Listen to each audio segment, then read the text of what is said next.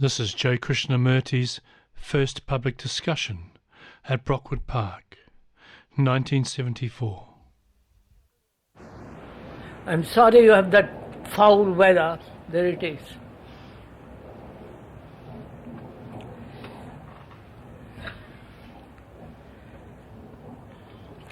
This is supposed to be a discussion. The word discussion isn't really the right word. Discussion implies argument, opposing ideas, opposing beliefs, opinions, and so on. But whereas a dialogue is something we talk over together. Talk over together the many problems that one has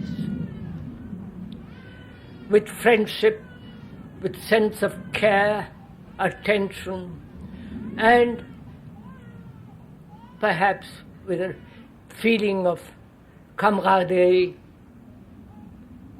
a sense of affection, all that is implied in a conversation between two friends. And if we could, this morning and on Thursday morning, talk over together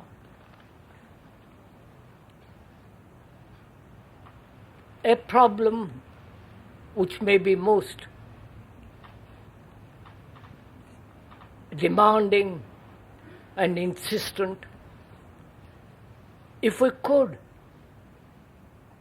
put all our questions into one question, if that is possible, and then discuss that one question, not discuss, talk over that one question completely and thoroughly, so that we are quite familiar with the problem, with the solution, and leave the tent as though it has been solved, not just carry on the next day.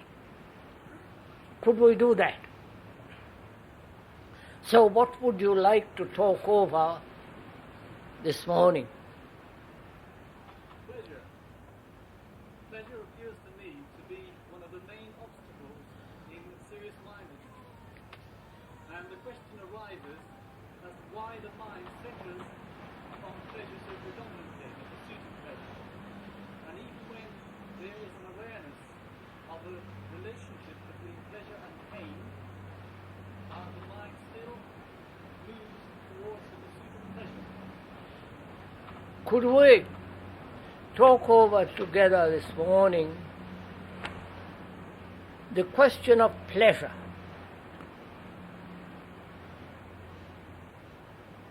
Pleasure and fear seems to, the questioner says, ask rather, there's these two prominent things in our life, but pleasure seems to predominate over fear. Could we talk over that?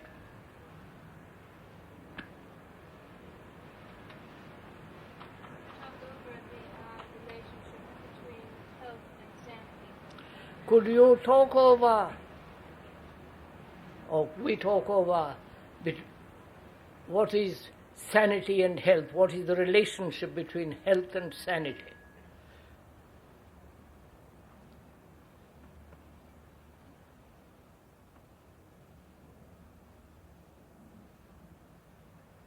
Any other? One is often mental misery and confusion. And you say that one cannot try to achieve peace, one cannot reach outward, one cannot ask for stillness in mind.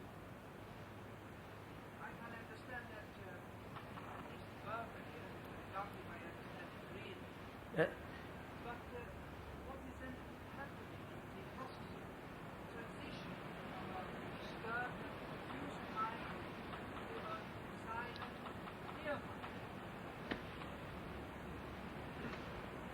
The questioner asks, if we cannot reach out to truth, then what is one to do? One is confused, uncertain, suffering. But one can't just remain there. One must go beyond it. And it seems so hypothetical, verbal, not to be able to go reach out.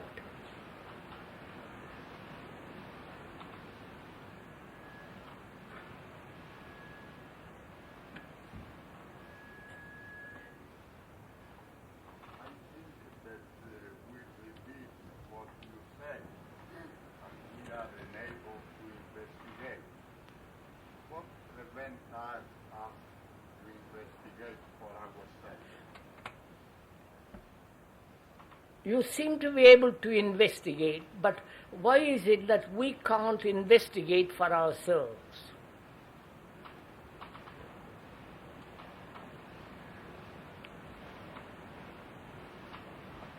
Health and sanity,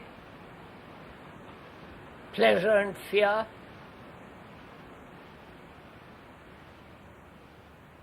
why is it that we cannot reach out and yet not be able, we don't seem to be able to understand what it is implied in all that. Now, which of these shall we talk over together?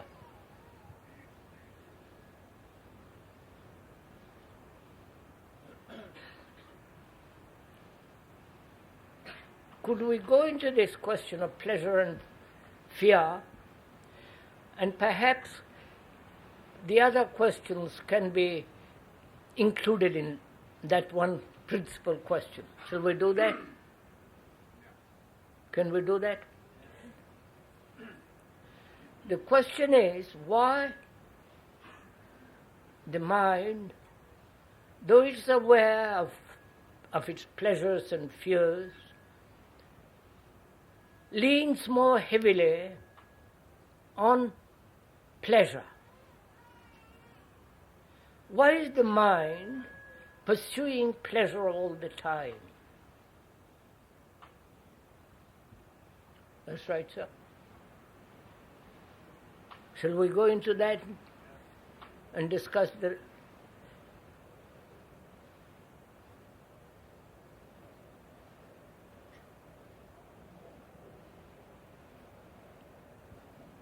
How do we approach this question?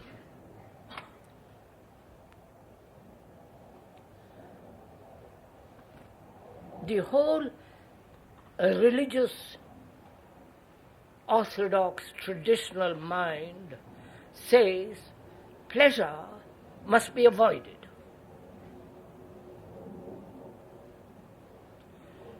If you go to India, there you see certain people who totally deny pleasure. And to them, any form of beauty, any form of relationship between oneself and nature is totally denied. They never consider anything outside which might be pleasurable, which might distract from their central pursuit of what they call truth, or enlightenment, or Brahman, or whatever word they use. And also throughout the world, the monks have maintained this. Don't look at a woman, don't look at anything that is sensational, that might distract your mind from the central issue of the worship of God.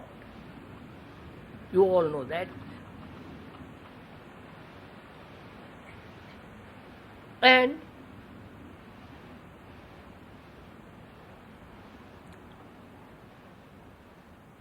It is there in spite of their determination, in spite of their torture,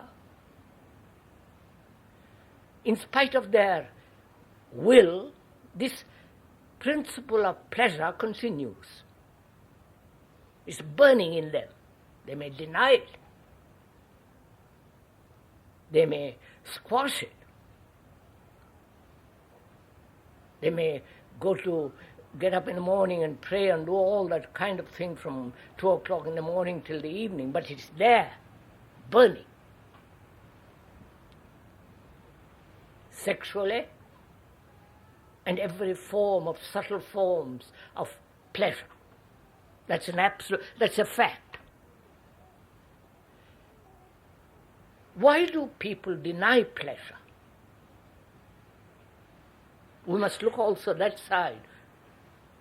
Why do this whole religious concept deny the pursuit of pleasure?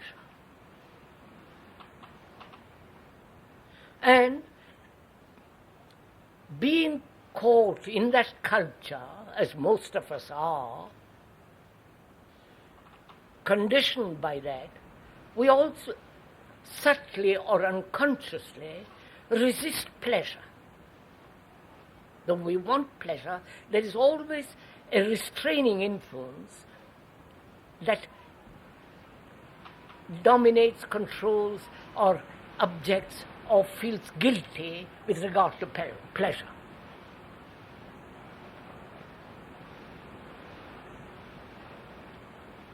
First of all, are we aware of this?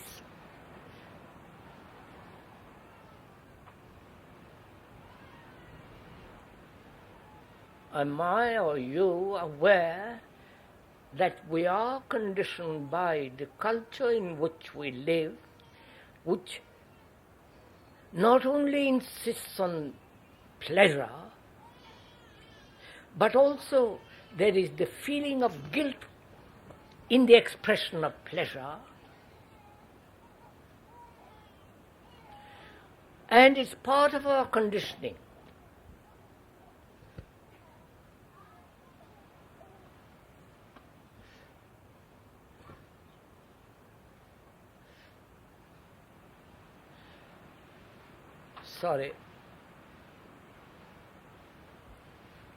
It's part of our conditioning also to resist pleasure.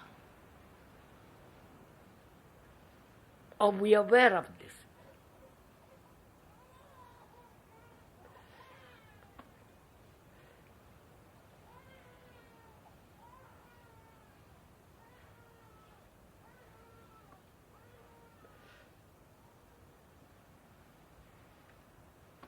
And what do we mean by being aware? I'm sorry to include so many things, we have to go into it. Are you aware of this dual instinct? This opposing, contradictory urges, the demand and the pursuit of pleasure, and also the resistance, the feeling of guilt, the feeling it is not quite right to indulge in pleasure. Are we aware of this? And there have been writers who extol or praise pleasure sexually, in every form of pleasure. Prominent writers, and that became the fashion and the permissiveness of society and all the rest of it. Now, is one aware of all this? Aware in the sense, not verbally aware of the fact, but actually aware of the fact. I wonder if I'm making myself clear. To be aware verbally is one thing. but to be actually aware of the fact of this pursuit and at the same time the resistance which brings about guilt and all the rest of it. Now, is one aware of this? And when you are aware, what does it imply?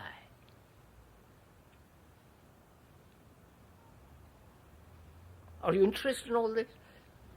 Or shall we go on, or... Right.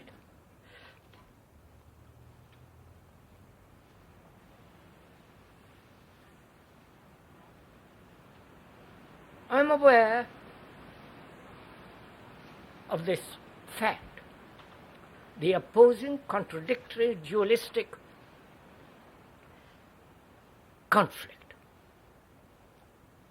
That's part of the culture in which one has been brought up.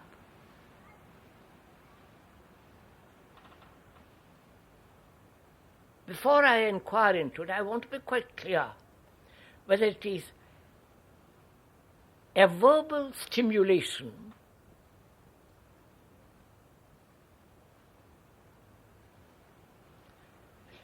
or an observation of the fact of what actually is going on. I can be verbally stimulated by you to be aware of this, which would be a verbal stimulation. Whereas, through the word, I can see the fact. So the word doesn't become important, but the fact is. So I'm aware of the fact and not of the entanglement of words. Right? Now, what is wrong with pleasure? Why have people denied pleasure?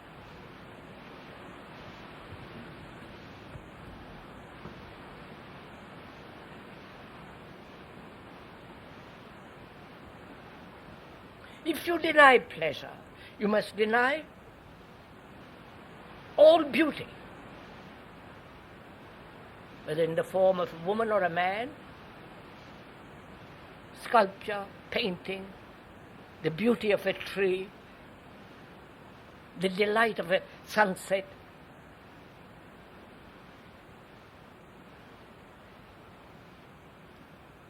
A poem and so on and so on.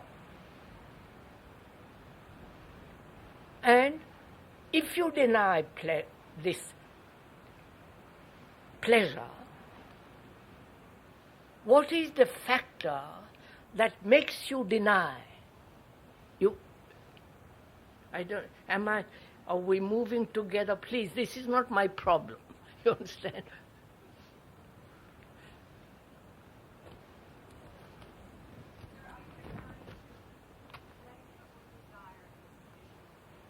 Beg your pardon?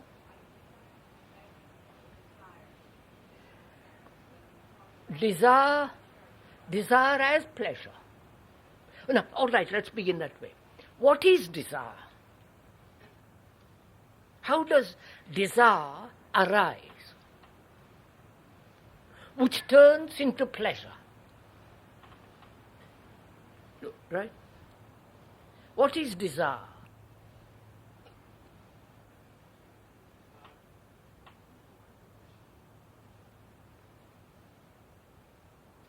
Isn't desire the past, seeking something in the future? No, sir. We're asking what is desire? What is the source of desire? How does desire arise? Not how it expresses. What is the content of desire? Or the object of desire? But what is desire? How does it happen?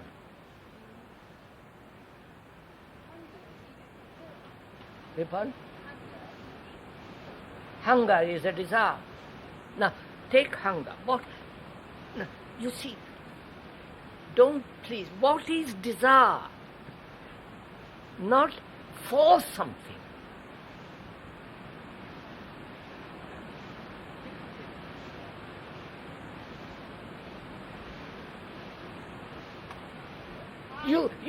You see a nice dress in the window. Just let me. You see a nice dress in a shop. You look at it. You observe it with your eyes. Then you touch it. You feel it. The material. And so there is the seeing,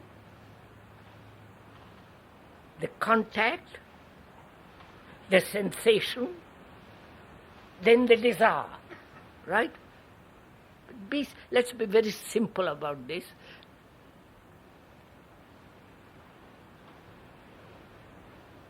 So there is visual perception, seeing, then there is contact, sensation, and the desire to possess or not to possess or something better and so on. So desire begins there. No? Please don't accept for God's sake what I'm saying. Just look at it. I'm inquiring. What's that? Of course. Sensation. If I don't smoke, then it doesn't matter how many cigarettes there are there. I have no feeling for it. No desire.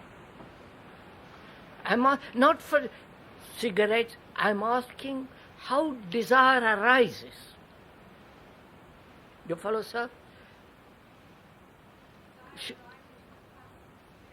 What? No, madam. Look.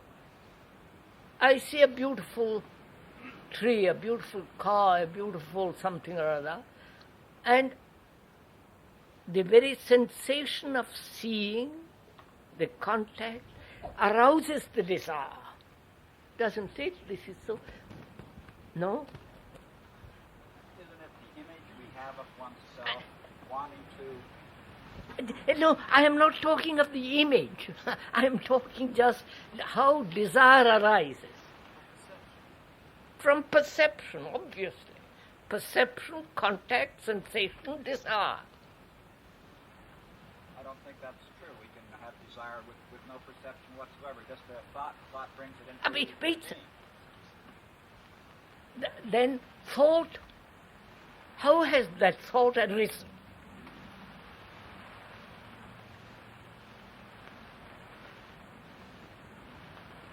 Obviously, the same process.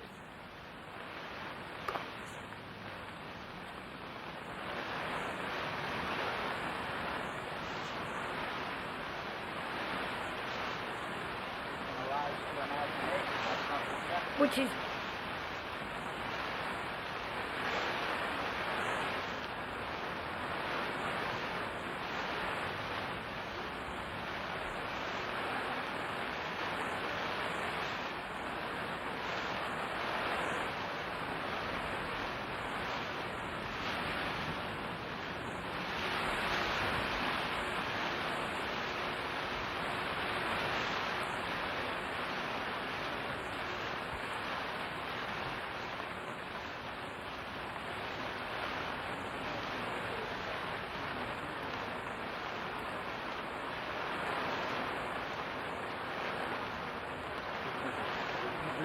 le microphone. On va essayer.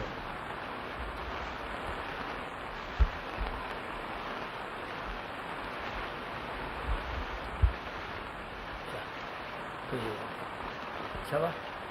C'est rendu comme ça. C'est pas agréable, mais sinon on entend la musique.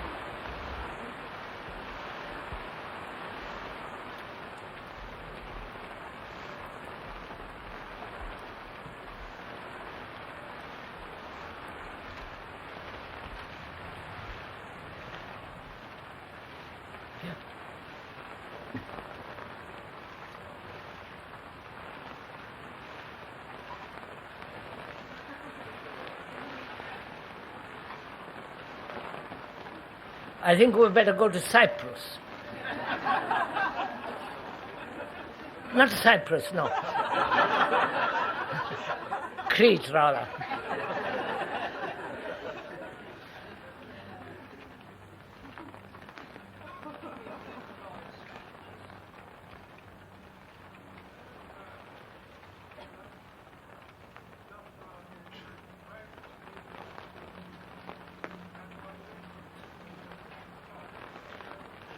I can't hear, sir. Sorry, this is...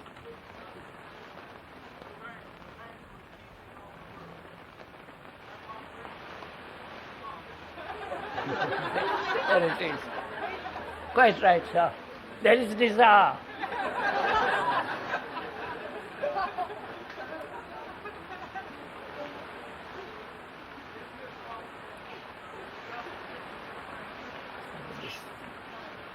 I can't hear, sir. Just a minute. Let it have its...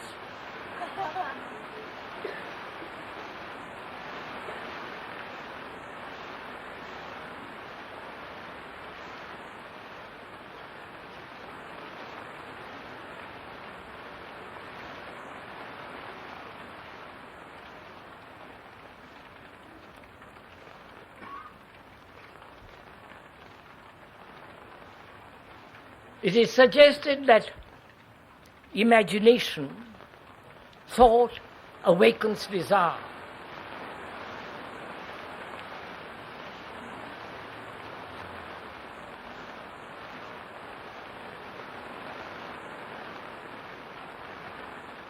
I want the rain to stop because I want to listen to you or what you're going to say.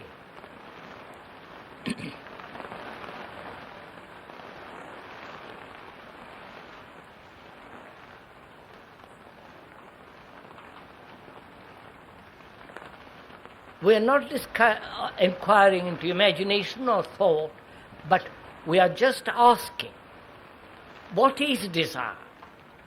Not after having desired and created an image, and according to that image, desire more, but the fact of desire itself, per se. And we can see how it arises. I see this jersey in the window, and I look at it for some time, see whether I like the color, and so on, so on, so on, and the desire to have it or not to have it. We are talking of the intrinsic desire.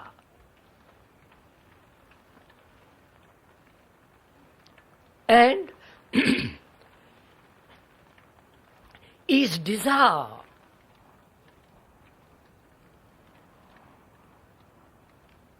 a way to pleasure? Must one deny desire in order to avoid pleasure? Must one control desire in order to not to be committed to the guilt of pleasure? You feel all those are implied in that question.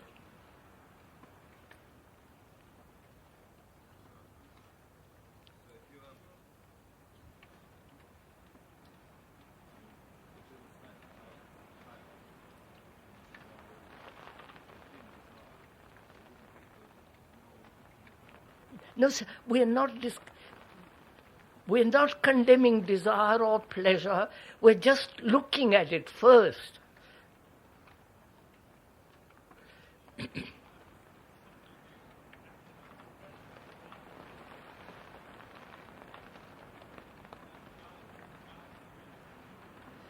Look here, sir, please. The whole religious area denies pleasure, denies desire, suppresses desire, controls desire. And part of our culture is that. The more religious you are, in the Orthodox sense, the more you are restrained, more confined, more determined to suppress desire. And there's a battle going on all the time. The desire is tremendously strong the more you suppress it. And the more you yield to it, the more it demands. So we have to go into this question. Isn't desire merely a projection? Huh? Is not desire merely a projection of the past? No, sir. No, we're just asking what is the source of desire? How does desire come?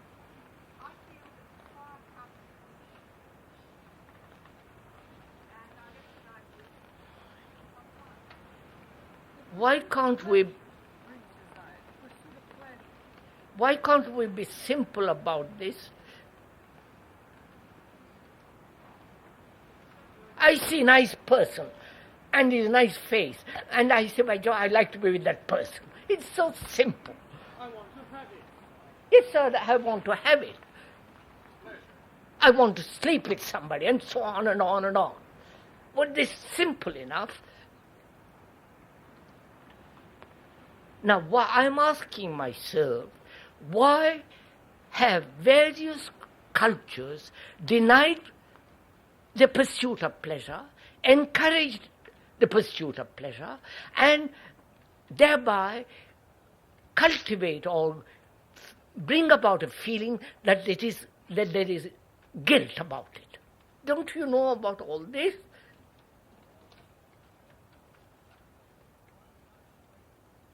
So where does one begin to free oneself from all this? Neither caught in pleasures nor denying pleasures. You follow? That is the real question. How am I, who have pursued pleasure in my blood it is, in my thoughts, in my activities, in the office, at home, when I play golf, and I do everything, there is this pursuit of pleasure. And also there is the other side to it, that there is something it is not thoroughly educated, let's put it that way. It's not complete, it's not whole, and therefore I want to find the whole, therefore I deny it. You understand this feeling? So, what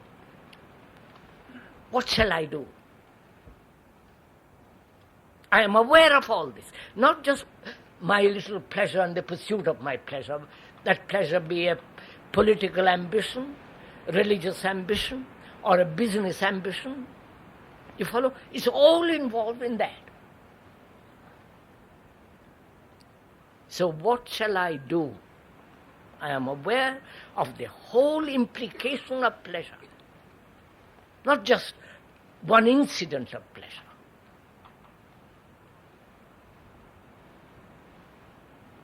The desire and the pleasure to look beautiful, the desire to be famous, and the pleasure in becoming famous or notorious, in having a good house, a good taste, good position, good status, all that.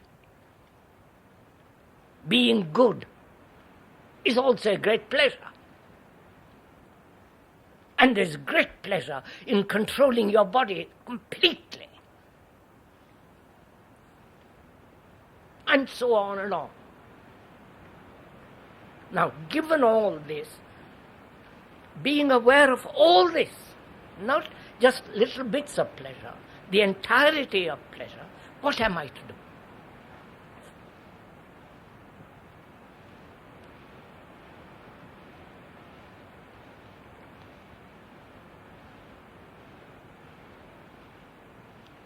So I ask myself, first of all, what is wrong with pleasure?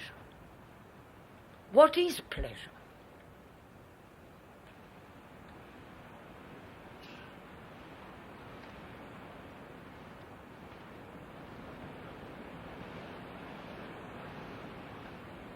What's up?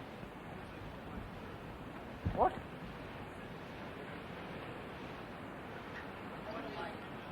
What am I to do?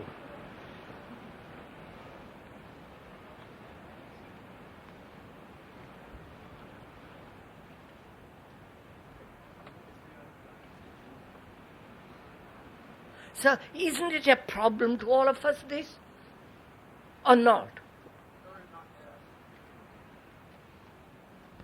And when you are faced with this problem, I'm asking, what is one to do?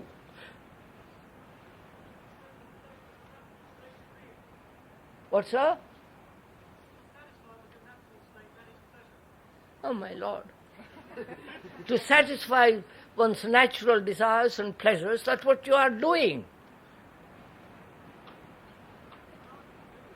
Look, sir, we have reduced the world, the earth, everything because of our pursuit of pleasure. We're destroying the earth.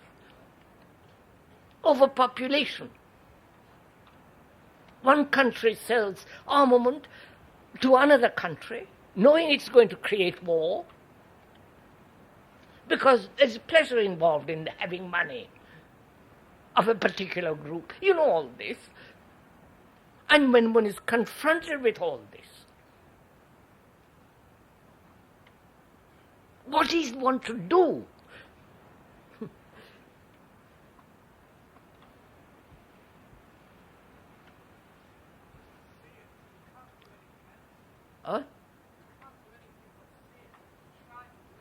I know, I'm seeing it, sir, I see it. What is the seeing, what takes place after that?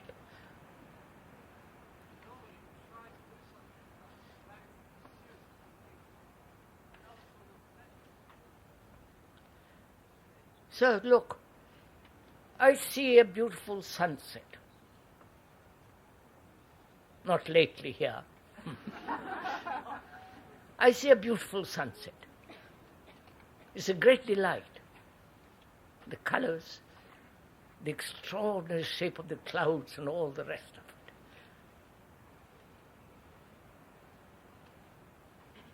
Mind, the brain has registered that pleasure. Please follow this. Registered that pleasure. Then,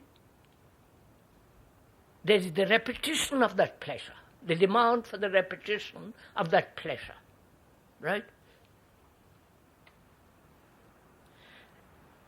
Is the repetition the continuance of pleasure or the immediate perception of the beauty of that sunset and the ending of it? You enjoy it, but don't become attached. No. Be it. No, please just listen, please. I see a sunset. There's great delight in it. It is registered in the brain as memory. Please follow this. As memory. The repetition of the memory, the demand for the repetition according to that memory, is the continuance of pleasure. Yes, sir. Isn't it? I see that beautiful thing, the brain has registered it, and the memory of it remains. The memory then says, repeat, have more of it. So, pleasure begins at the very root of memory. Right? Please, I am not trying to lay down the law. You look at it for yourselves. So can I look at that sunset and end it?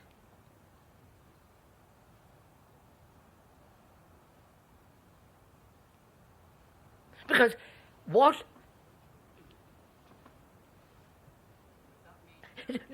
let me finish, please, just a minute. I'm trying to investigate myself. Oh, you missed it. I see that sunset.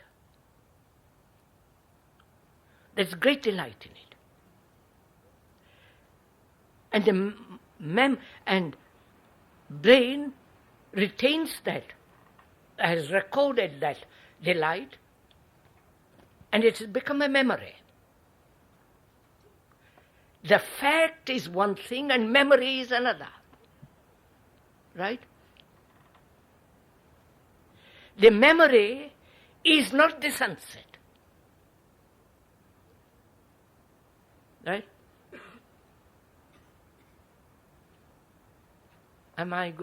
May I? The memory is not the sunset. So I am pursuing a thing that is over. Of course, it's a remembrance of a sunset. And the remembrance is the demand of the thing that is over. Right? Now, can I look at that sunset with all the beauty, the color, the quality of a sunset, and delight and end it, not carry it over? I don't know if you ever done this kind of thing with yourself. Huh? What do I mean by end it? I'll show it to you.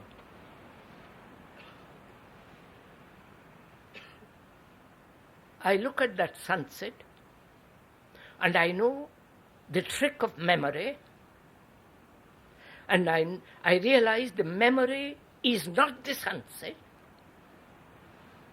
Of course. Memory is something which is over,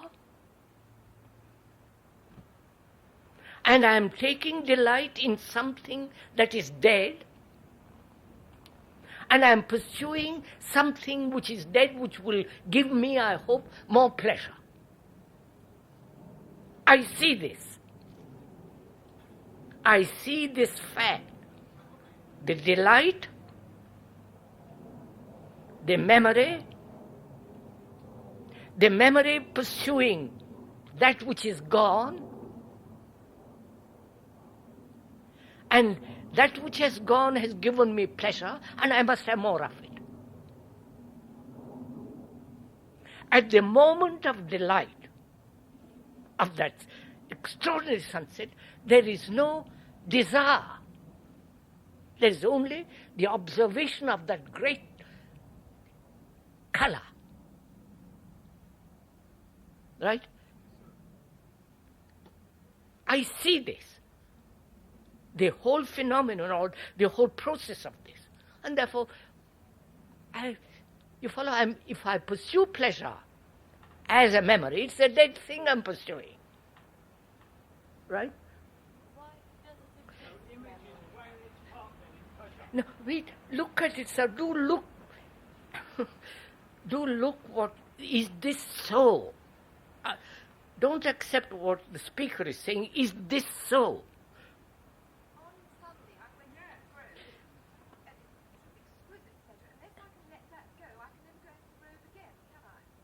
Of course not. So we live in the past. Do watch it, please. Watch yourself. We live in the past. When you are actually taking pleasure, there is no past, there is no time, there is no memory. It is complete. I wonder if you see this.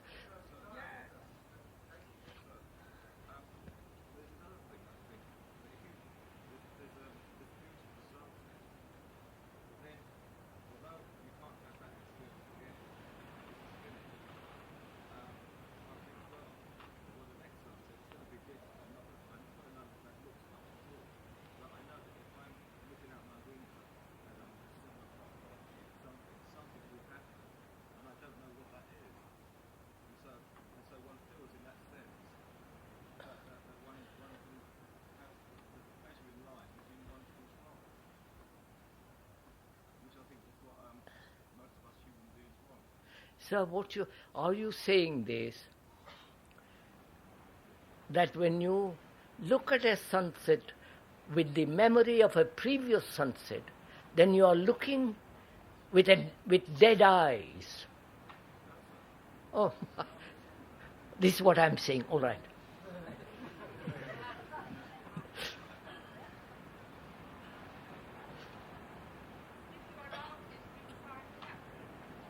Beg pardon?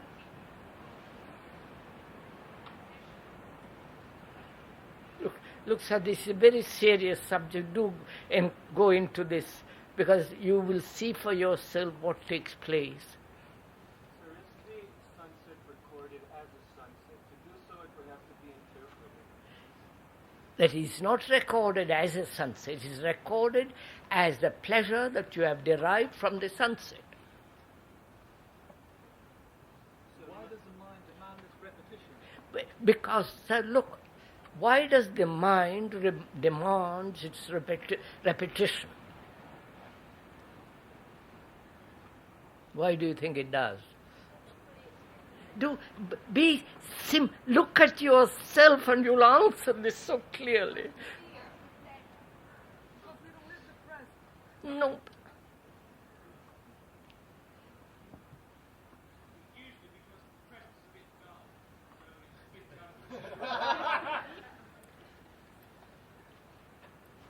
Surely we have to find out who is it who wants that pleasure back. No, sir, we'll go into that. We'll go into that presently. But first see, sir, what our mind does to itself. It has delighted in something, remembers it, and the remembrance, and wants it repeated. So maybe in imperception is sown the seed of perception. In that is sown conditioning and their pursuit and desires. But maybe in that mere perception there is also conditioning already. No, sir. Why does it exist, this memory, faculty of memory? Why does it exist? What is the function of... Why does the faculty of memory exist? If you had no memory, you couldn't go home. You couldn't speak the language. You couldn't recognize your friend. No, please, you see, all this implies that we live in the past, right? To us, memory, remembrance is far more important than the direct observation at the moment.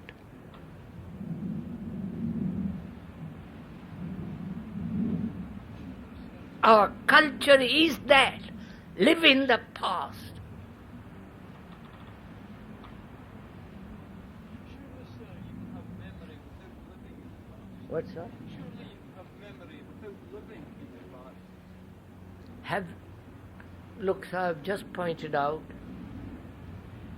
sunset, delight, the remembrance of it, and the remembrance encourages the continuity of that delight which is over.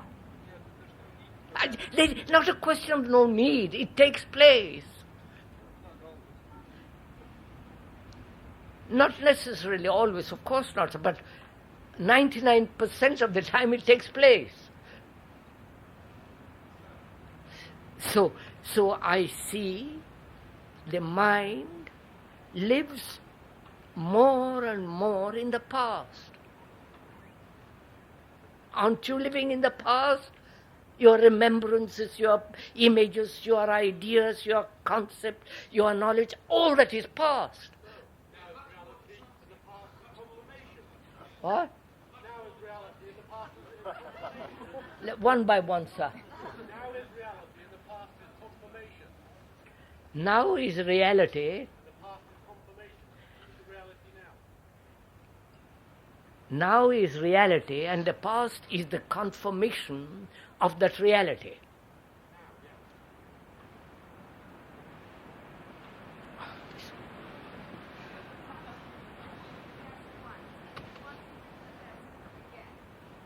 What, madam? What?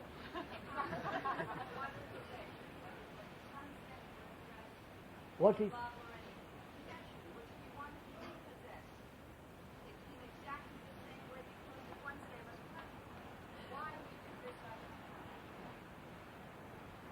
Why do we want to repossess? The thing is over and we want to repossess it.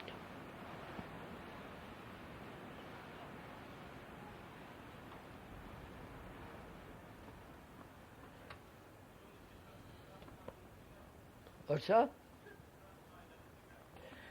We can't do anything else. We can't find something new. Therefore, we will live in the past. Is that it?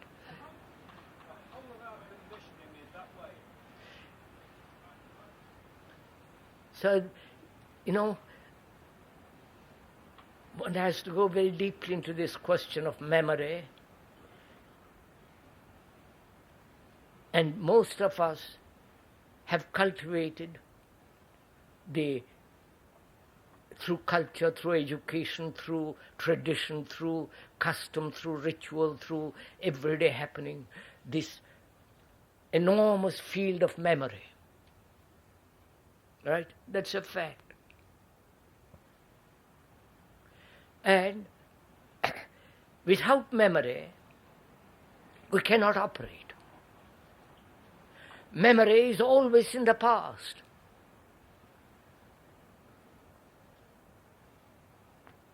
Right? Obviously. Like knowledge is in the past. Scientists can only tell you what they know. They cannot tell you what they don't know. So, knowledge, experience, memory is the essence of the past. No?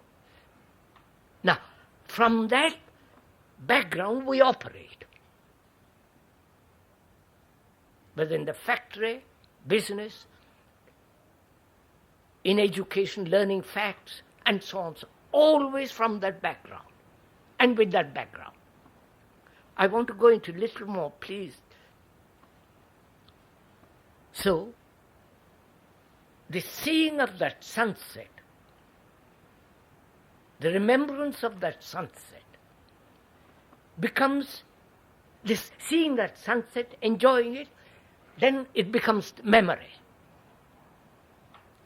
And that memory then says, I must have more of that delight, whether it's sex, whether it's clothes, whether it is whatever it is. So, the mind operates from the past. No?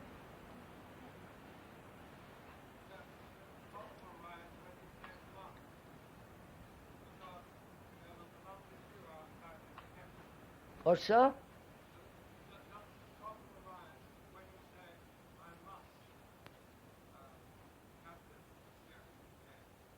Of course, that's just it.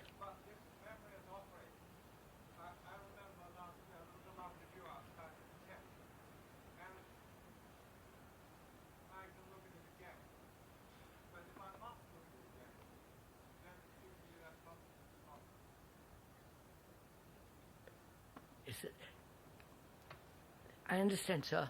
So I'm asking myself,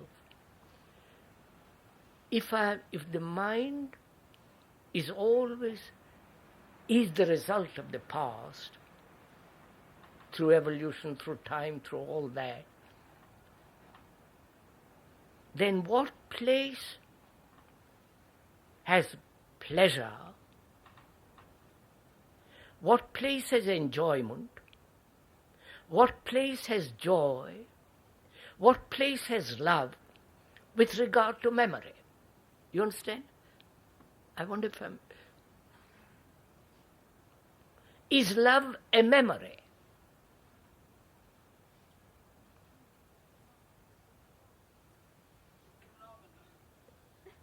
It's a phenomenon. What do you mean by that word phenomenon? I love you. Is that feeling of love a memory? Because you have given me pleasure, you have given me encouragement, you have been my companion. A memory of all that makes me love you.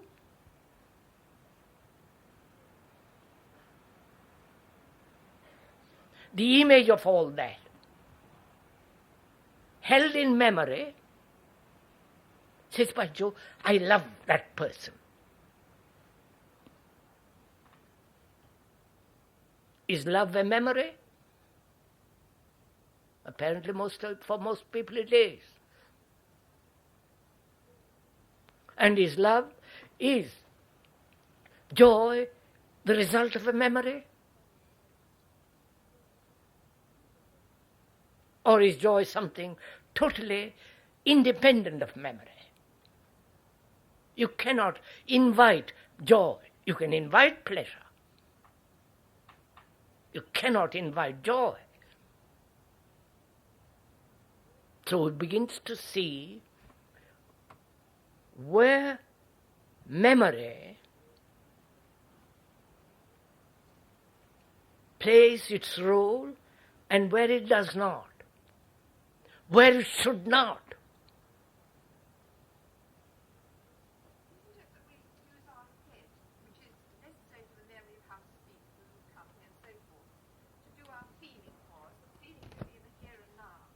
No, madam, I'm not saying it should be now or here. Just we are examining the whole picture. You will see it for yourself. The whole picture, not one part of the picture. Would the speaker identify pleasure as being psychological and joy as being physical?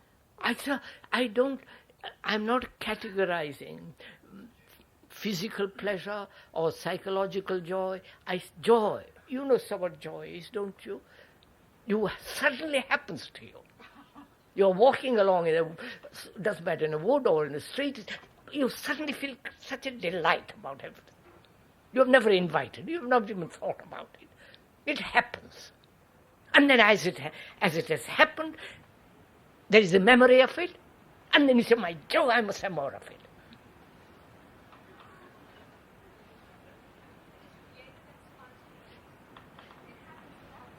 That's right. Use any word you spoke. Between the perception and the eruption of memory, it's almost instantaneous. That's what I'm trying to say. I'm trying to point out, sir, between perception and memory, it is so instantaneous. Now, be aware of that instant and see whether that instant can be prolonged. Oh, you don't know all this.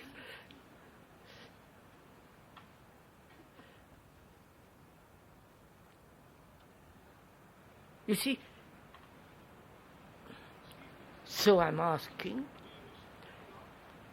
it doesn't matter, look, sir, we are started out to discuss what is pleasure. Why various sects and groups and religious bodies have denied pleasure, and with its desire. They say you get lost in the world of pleasure. Therefore, you are not capable of worshipping God, giving your devotion, your service to God. So God demands that you be tortured. You must have a tortured mind to see God. And that's idiocy. That is utter foolishness. But yet I am caught in this. One is caught in this. This pleasure, the pain of it, the anxiety of it, and the demand for it, and the guilt for it. And to take one side or the other is absurd.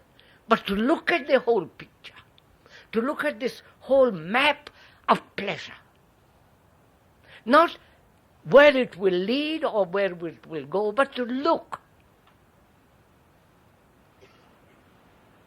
And to look at the whole is to be aware of this whole content of pleasure,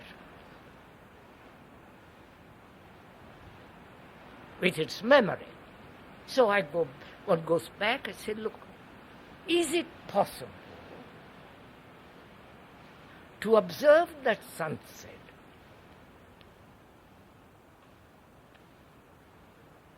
and not register it as a memory which demands more? You understand? Am I making... Can I look at that car? I like cars. Can I look at that car, the color, the shape of it, the lines, the power, and so on, and not immediately arrive, I must have it? Can I look at it and pass by? You follow? Enjoy looking at it, the enjoyment of looking at it, and not the cultivation of that memory which says, you understand? Now, so one has to go into this question, if you are willing to, the whole problem of memory.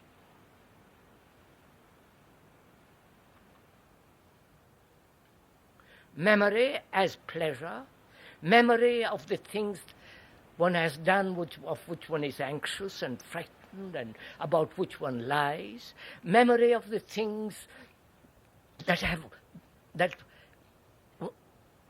has caused hurts, the deep wounds, the memory of a future delight, of a future position, of a future goodness, and so on, so on. Do you want to go into all this, or is it...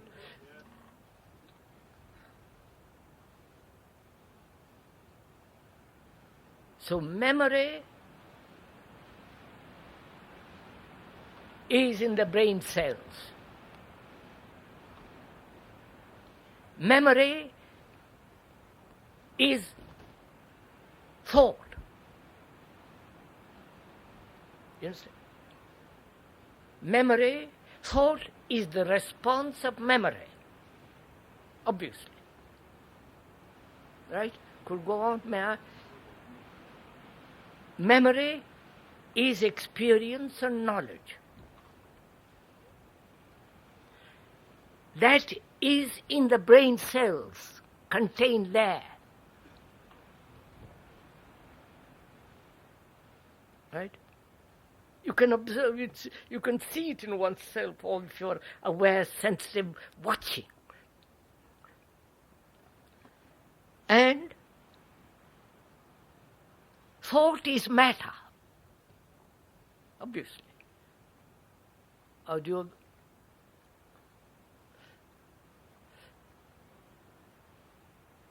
Isn't that so? Thought is matter. And all our existence, all our activity, all our culture is based on thought. Your gods, your saviors, your churches, everything is based on thought. Sir, don't thoughts come from feeling? Huh? Do thoughts not come from feeling? From?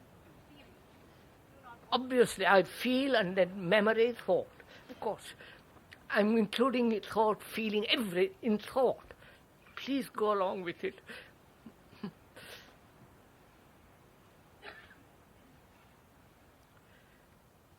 So our culture, our civilization is, and religion is based on thought, which is matter. Right? And when thought tries to go beyond itself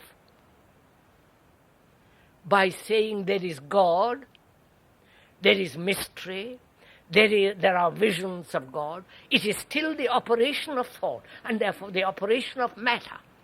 I wonder if you see all this.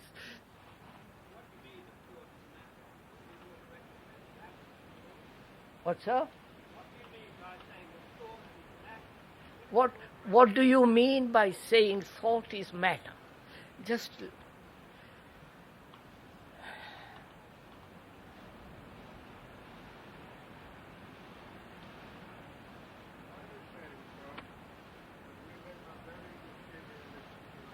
absolutely. We live, the gentleman says, are you saying that we live a very materialistic life? Though we have gods, churches, rituals, saviors, it's all materialistic life.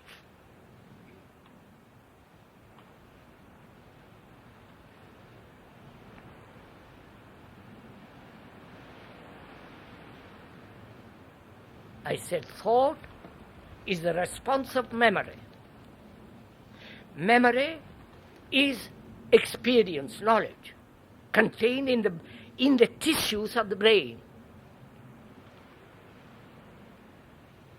Damage those tissues, you have no memory, or you have memory distorted.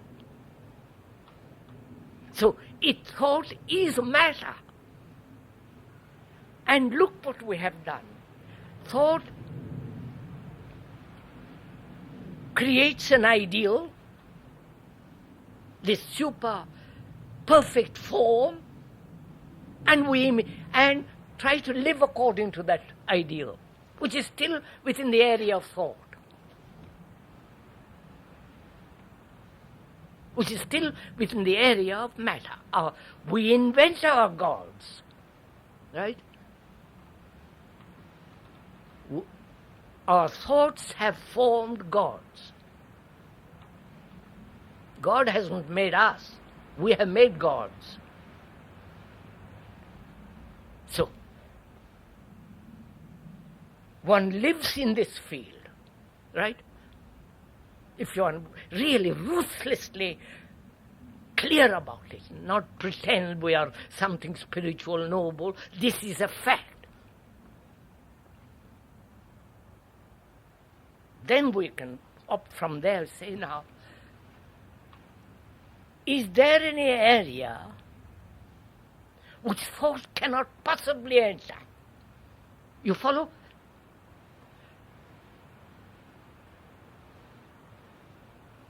Is there any field where thought has no place at all? And don't say, yes, this is the most... Yes, there is, because during sexual orgasm, thought does not operate at all. So that's not, we're not, now, sir, you're becoming, no, I don't talk about that. No, you're still limiting there in a very small field.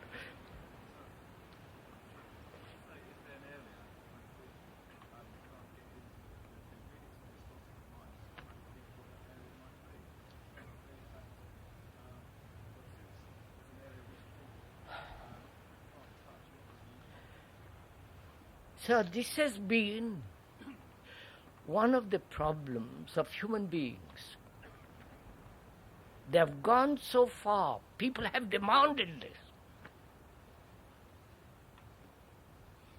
I mean, really, people who have gone very, very deeply into meditation, into a whole question of, they say, look, thought has its limitation. And is it possible to go, is there something beyond? You can't answer that question, say yes or no. Therefore, one must understand completely the whole area of thought. The thought that has created the me, the psychological me, the thought that has created the divisions between The Jew, the Arab, the British, the English, the French, the German, the communist, the socialist, the Marxist. And the thought which prevents cooperation, you follow? Which wants cooperation, but yet it does everything to prevent the cooperation of nations to solve all our problems. So thought from the ancient of days, from the Greeks, with their idea that thought is measure, thought is time, and you need measure. And all our technological development is based on measure, on thought. And one sees this entirely. And then one says, as long as one lives there, in that area, no problems will be solved. Right? I don't know if you feel that way. I'm going to show you. We're going to investigate that, sir. We are to investigate it now. As long as the mind lives within that area, we shall not solve the problems of human beings. We shall have more inflation, more wars, more division, the British, the communists, the French, you follow? And there will be no cooperation between the nations. And you need cooperation to solve this problem of human existence, because we are destroying the earth. You understand, sir, all this?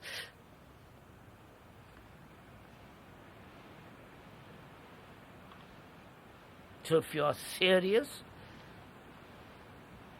then one says, as long as the mind or thought which has created all this, which has created the most extraordinary things as technological world, which has created great illusions about gods, rituals, saviors and all that, as long as the mind lives in that area, there is no freedom. It can invent freedom. It can speculate about freedom. There is no freedom, right? Therefore, one asks, is there an area of the brain or an area where thought cannot possibly enter? And if there is an area, who is it to be aware of that area? You following all this? You don't.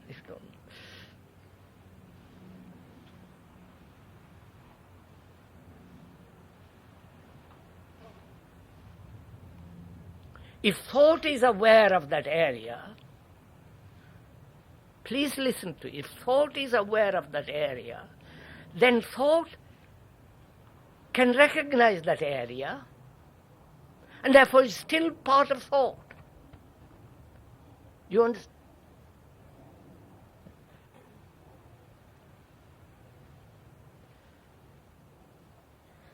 So, confronted with this problem, that human beings have created a culture in which religion, art, architecture, painting, all the wars, the brutality, the violence, the ugliness, all that is culture. In that culture, we have been brought up, educated, where the operation of thought is of the highest importance. Right? And that area is the known area, which the scientists can investigate and dissect and analyze and all the rest of it. It is still within the area of the known. Right? Please, let's proceed on. And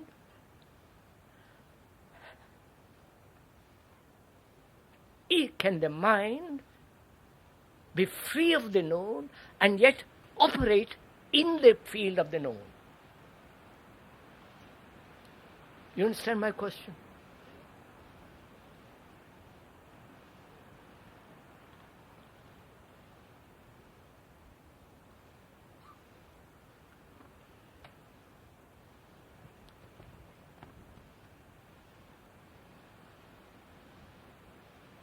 Can the mind, your consciousness which has always operated within the field of the known,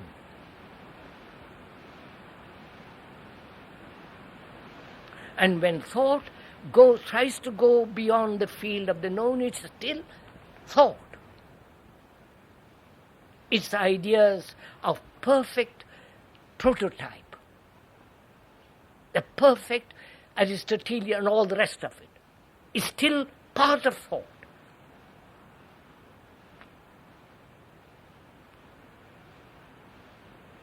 So,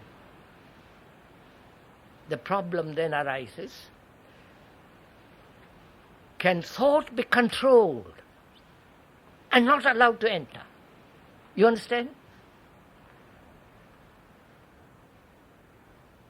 And they have gone into this, that you must control your thought completely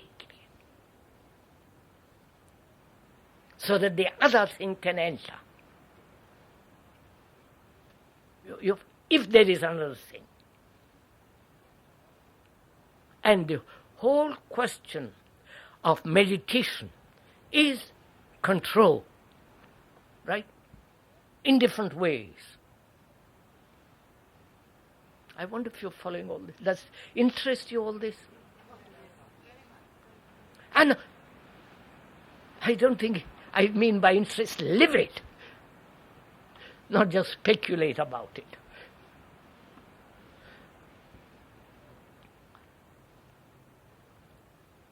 See, in controlling thought, there is involved the controller. And who is the controller? Is the controller different from the controlled? You understand this? The controller says, I must control thought. Because he says, I don't like this area, I must have the other area. So he controls thought. Is the controller different from the thing he controls? Obviously not, because it's still part of thought. You follow? So can there be a existing, living everyday life without any control? Oh, you don't know anything about all this. No control whatsoever. Therefore, no conflict whatsoever. Now, we are educated to control. That's part of our culture.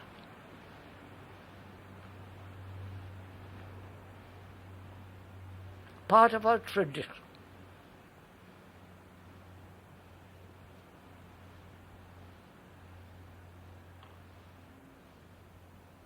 Don't be angry. Control yourself.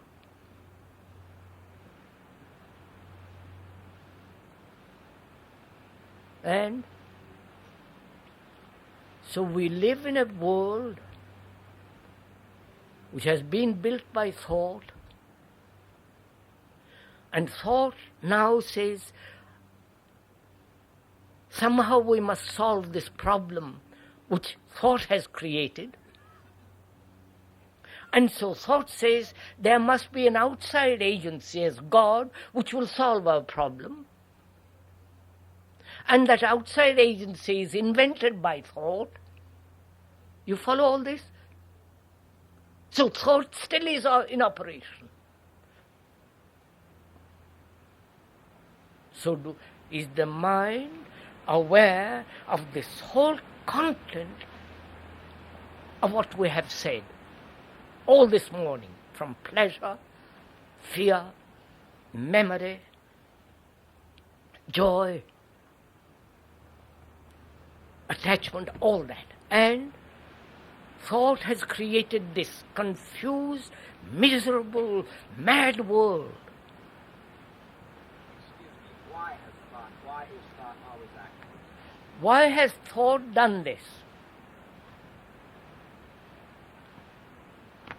You understand the question?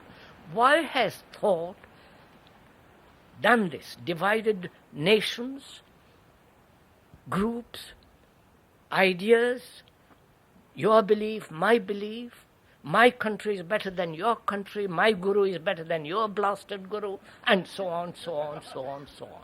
Why?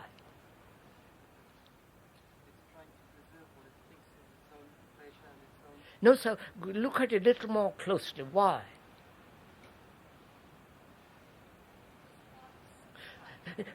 Please, don't answer, just look. Look before you answer.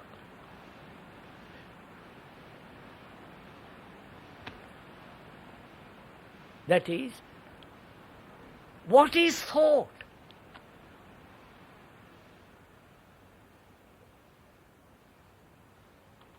Not why has thought done this, but what is thought? Watch it, please do. Thought, being memory, is of time, isn't it? Yesterday, today and tomorrow. Thought in itself is divisive. Right?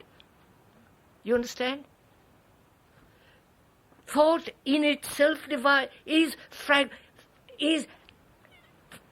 thought in itself makes fragments. Thought is never whole. Thought itself is a fragment. Does it not operate out of fear? It's fragment. Of course, all that is the result of that. But it is thought per se, in itself, is the maker of fragments.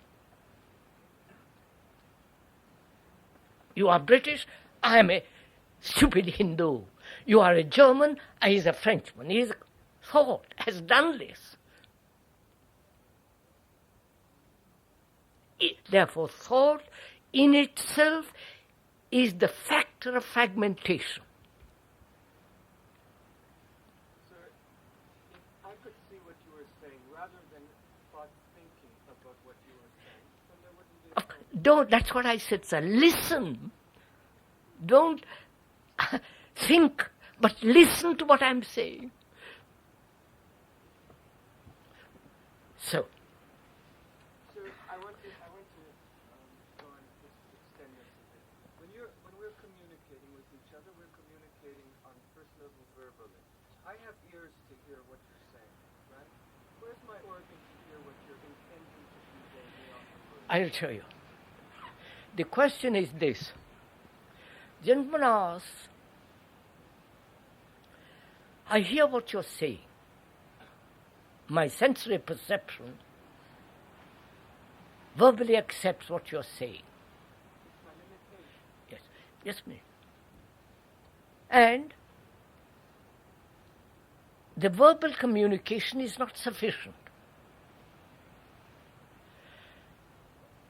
The deeper communication, where does it take place? I see verbal communication is a limitation. It doesn't completely communicate, very, very deeply. So where is the deep communication? And with what instrument am I to perceive? Yeah, with what you're... that's...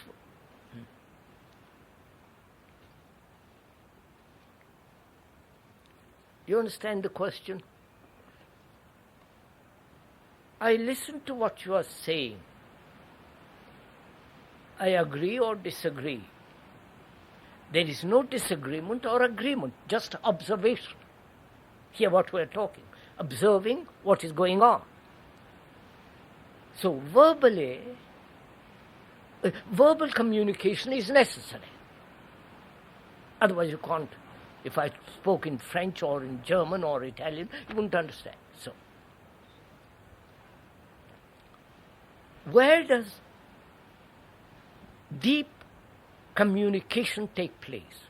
And what is the area at which this communication can take place?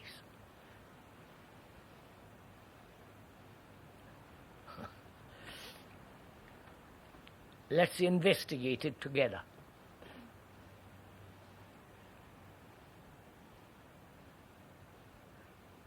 First of all, sir, we are not agreeing or disagreeing. That must be very clear. Because that's stupid to say, I agree with you or disagree with you, because we are looking. So, one factor remains, which is, in observation, there is neither agreement nor disagreement. You are not opposing my opinion or I am opposing your opinion, because there is no opinion, just observation. Right? In observation, then, there is neither agreement nor disagreement, opposing opinions, but seeing. Right? Well, I'm seeing perhaps on two levels here. You're speaking to me verbally, and I can tell whether what you say is coherent. Wait, I'm coming to that, sir. Wait, verbally, How can I tell what's I'm going to show you in a minute. You're too...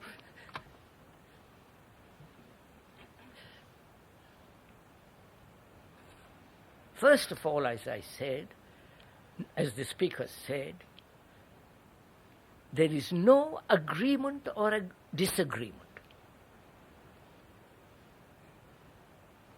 I say, point out that pole to you.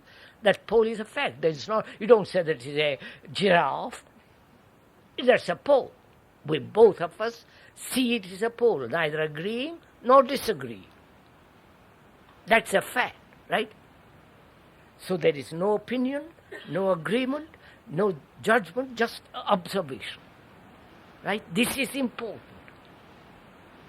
So we both of us now are capable of looking. Right? Not translating what you look, but looking. Right?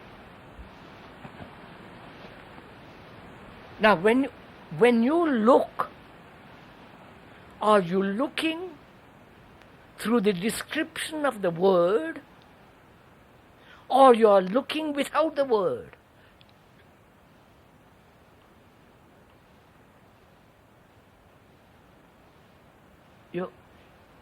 Are we going on? You understand, sir? This is difficult. Goes a little slowly. I say, look at that pole. The word pole has you have an image of what a pole is, of course. So you are looking through the image which that word pole has created. Now, can you look at that thing without the image of the word has created? You understand the...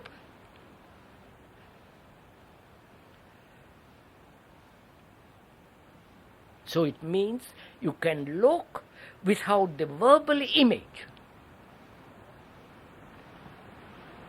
So you're no longer caught in the network of words. Right? You're no longer caught in the network of words, opinions, judgments, translation, but you are only looking.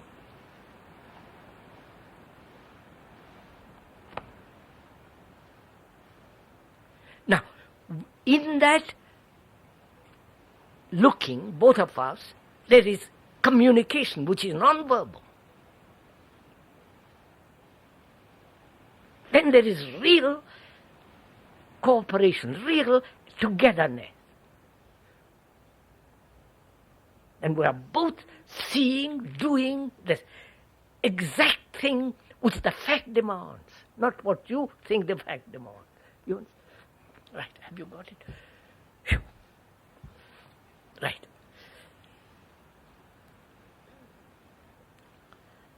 So I'm asking, we'll come back to this.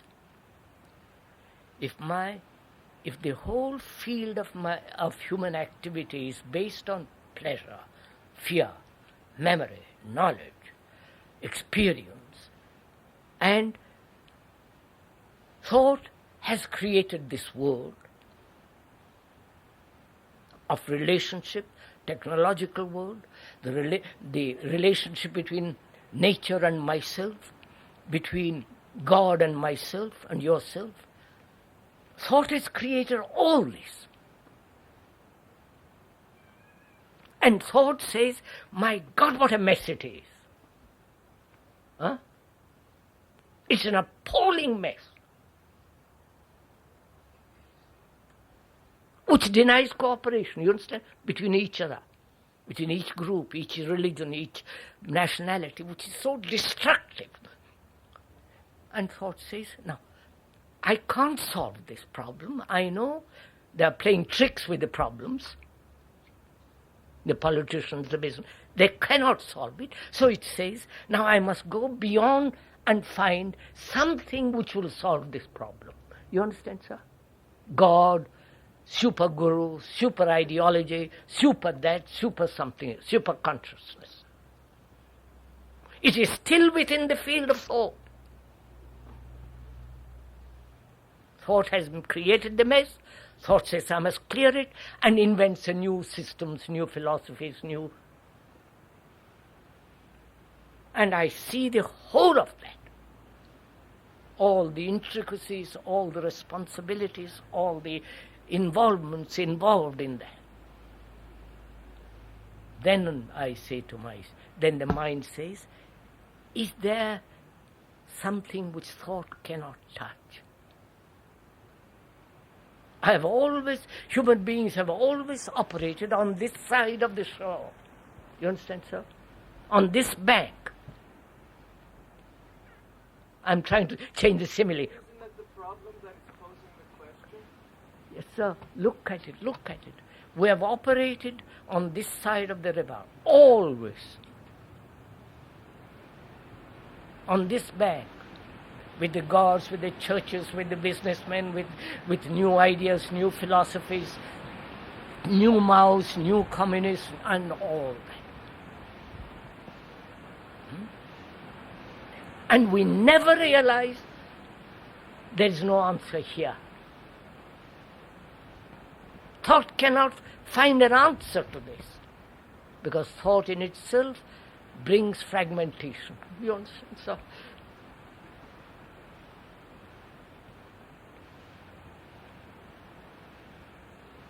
So is thought love?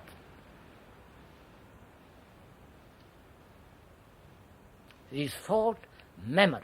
Is love memory?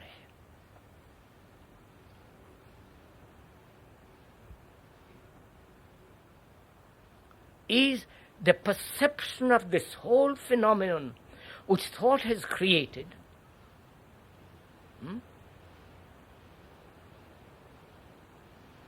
is that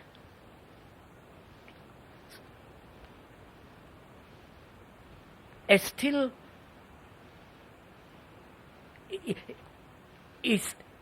thought still trying to find an answer within that area? You follow, sir? The politicians are, the economists are, the socialists are, the communists, they follow. Everybody is trying to find an answer within this area. The priest, the God, all that.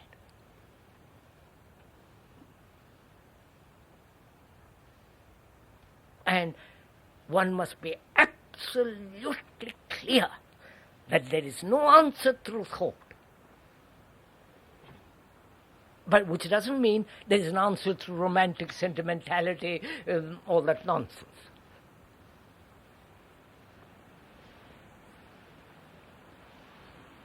Right?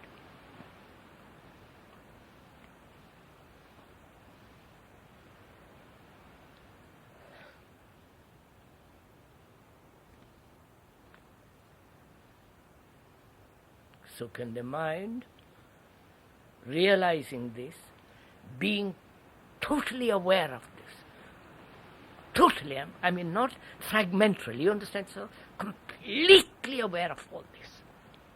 What the politicians are doing, what the economists are doing, what the scientists are doing, what the priests are doing, what all the gurus with their traditions, with their rituals, with their, all within the field of thought.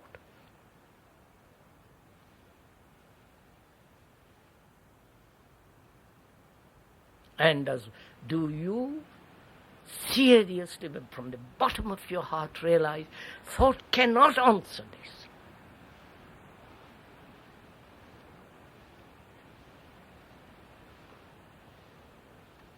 Therefore, no politician,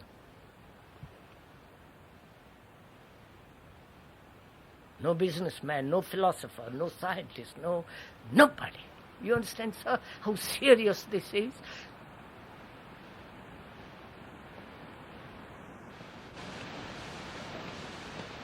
I am doing all the work. One says, I don't know. Huh? The gentleman says, I don't know. Is that a mere verbal statement or an actuality?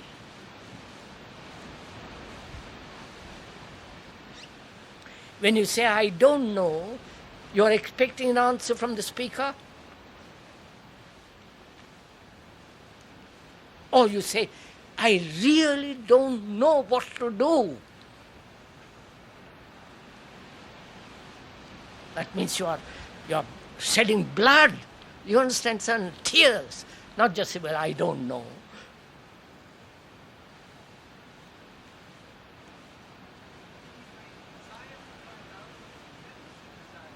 No, sir.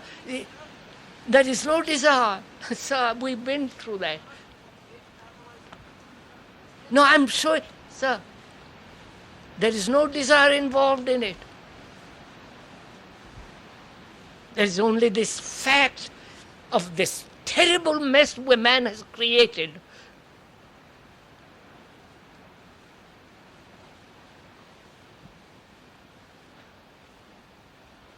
When you say, I must find a way out of it, then desire comes in. And then thought says, yes, we'll invent a new philosophy, new communism, new Maoism, new this or that, and we all fall for that.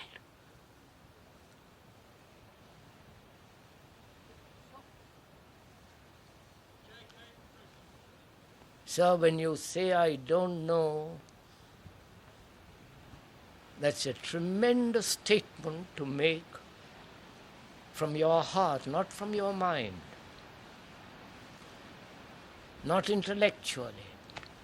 When you say, I don't know, then you're neither in despair nor in hope. You don't know what to do faced with this. If you really feel it, then you'll have the answer. Then your mind becomes extraordinarily sharp, aware.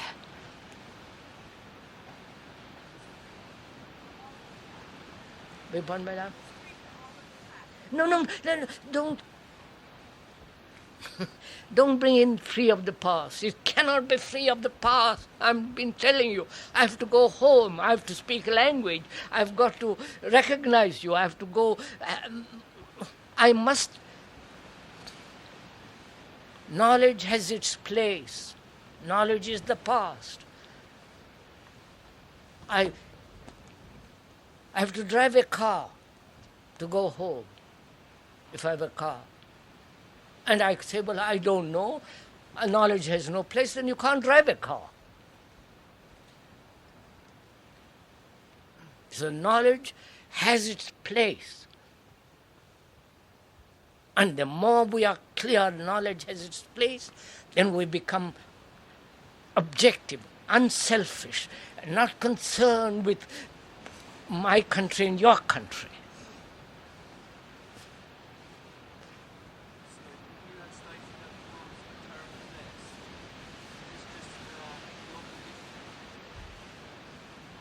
You say the world is in a terrible mess. We say, is this your conditioning? No, I don't think so. You can just see what they're doing in Cyprus, North Ireland. But this is being moralistic. Not moralistic. Where there is violence, there may be peace. No, it's not, sir. I've been through all this, sir, before. If you don't mind, we've been through all this. It's not a moralistic approach at all. It's just seeing what is going on. So, I'll have to stop. So we have come to this point. Perhaps we can continue on Thursday morning. That the mind has, which is thought, has created this world.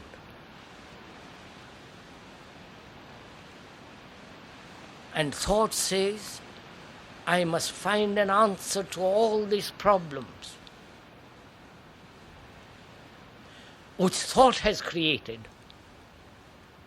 So it's going round and round in circles. And thought cannot find an answer. It can complicate the problem much more, as they are doing.